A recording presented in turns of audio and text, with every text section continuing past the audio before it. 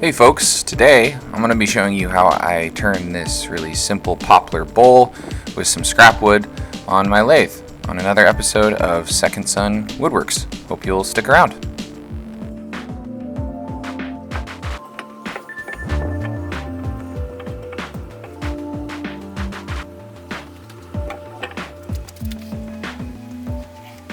I had these three pieces of poplar left over from a project several years ago, so I decided to glue them together to make a blank for the bowl.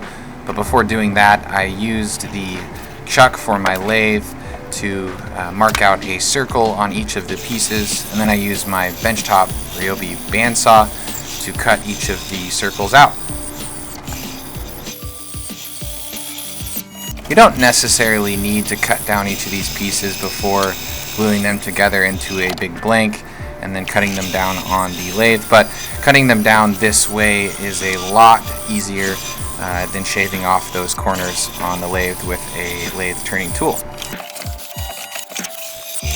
Really like having this benchtop bandsaw. Obviously I wish that I had a full-size bandsaw that was bigger and more powerful, but this thing does well. Wanted to make sure that the glue up between these three pieces of poplar was done really well, so I used some sandpaper to scuff up each of the sides that would be glued together so that the grain of the wood was nice and opened up before laying down a nice thick layer of glue and spreading it out. I used Titebond 2 and then I glued them together first by taping the three together with some masking tape, and then I used 4 clamps to squeeze it all together. Once everything was fully tightened up, I went ahead and left it overnight so that it had plenty of time to dry and cure.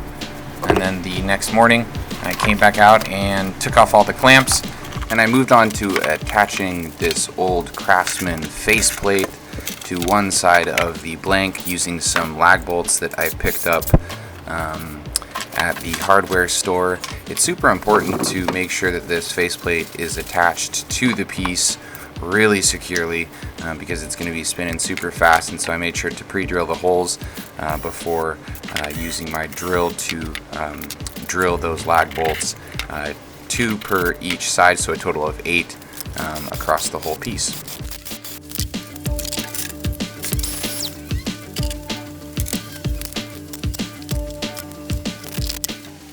I didn't want to over tighten these with my drill, so I went ahead and used a hand tool to finish up tightening each of the lag bolts.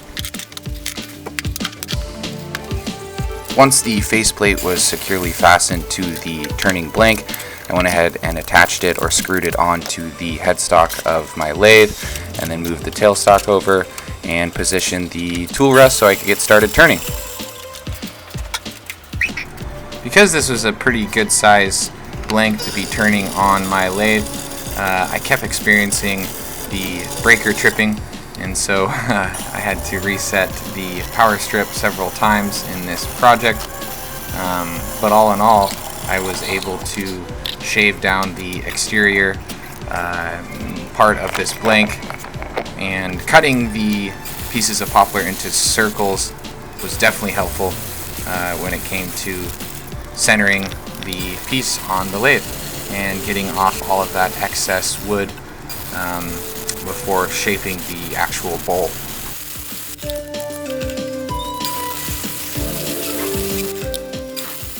Using a faceplate like the one that I am using allows you to cut down the exterior part of the bowl and then create some sort of footing on the bottom of the bowl so that then you can attach a chuck.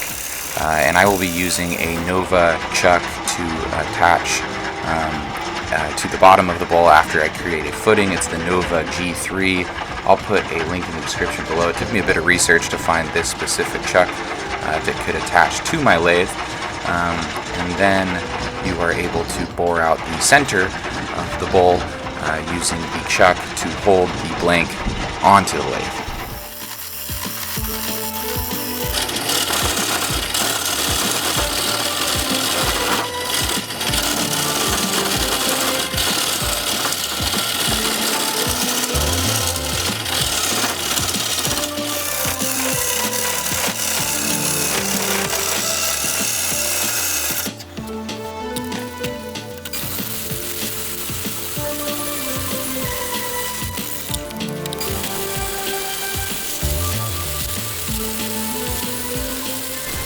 The Nova chuck that I'll be using for this bowl can do a few different configurations when it comes to the jaws that clamp onto the base of a bowl.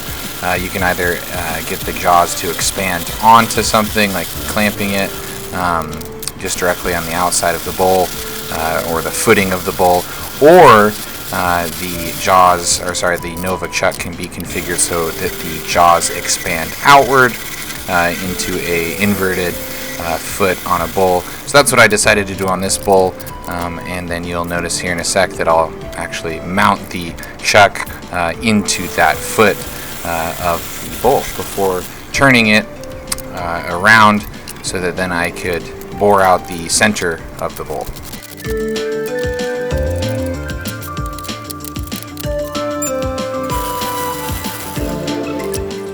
When using a chuck like this to turn a bowl, you may experience the chuck not being completely center when you first place the bowl or a cup or whatever you're attaching to the chuck. So don't be scared to adjust the placement of the blank when it comes to how it is attached to the chuck or how the chuck is attached to the bowl.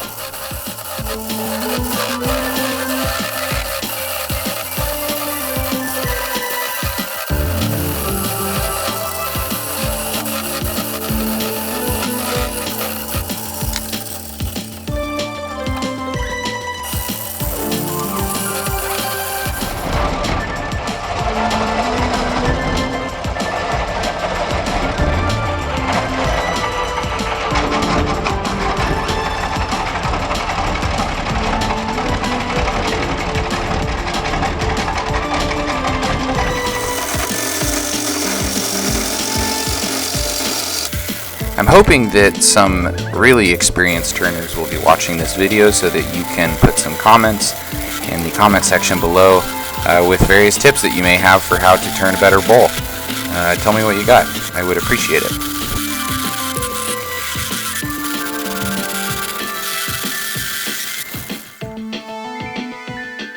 It's really important to make sure that your lathe is securely fastened to the work surface that it's sitting on. Otherwise, you will experience lots of vibrations, which creates noise, and or it will affect the turning of the workpiece.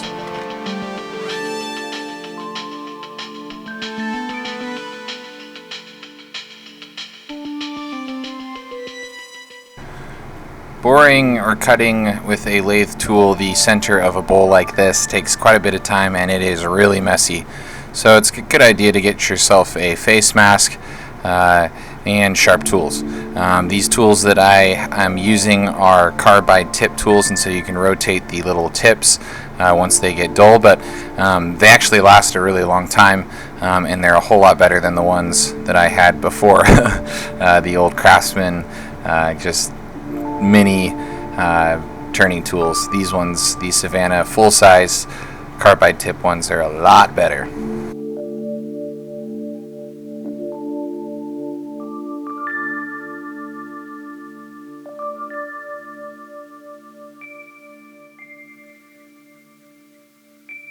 There is certainly an art to using these turning tools and turning on a lathe. I am definitely learning myself, but I am enjoying the process so much. It is a fun type of woodworking skill to work on. I'm really grateful that I have a lathe and the shop to be able to do this. It's so fun.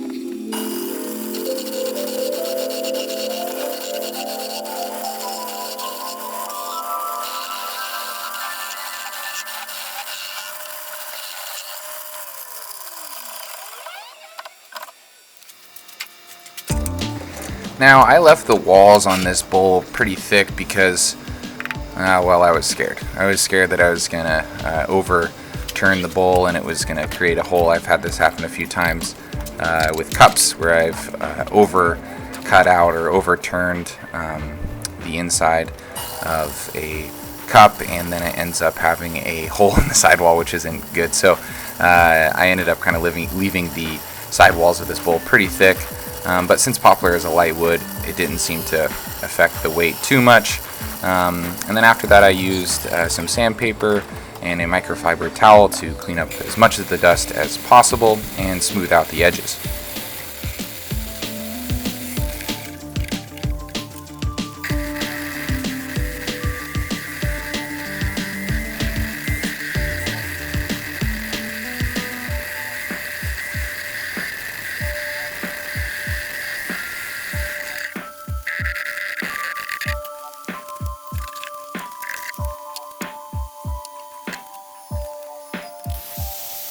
After that, I tried to brand the bottom side of the bowl with my Second Son Woodworks brand, but didn't really work out too well because the surface of the bowl on the underside wasn't completely flat. So I moved on after that to adding a food-safe, pure raw linseed oil to the entire bowl. Well, folks, there you have it. You have watched another episode of Second Son Woodworks. I hope that you have enjoyed this episode on how to turn a pretty simple bowl on the lathe with scrap wood. If you have any questions or comments, leave them below. And as always, get in the shop, build something cool. Thanks for tuning in. See you next time.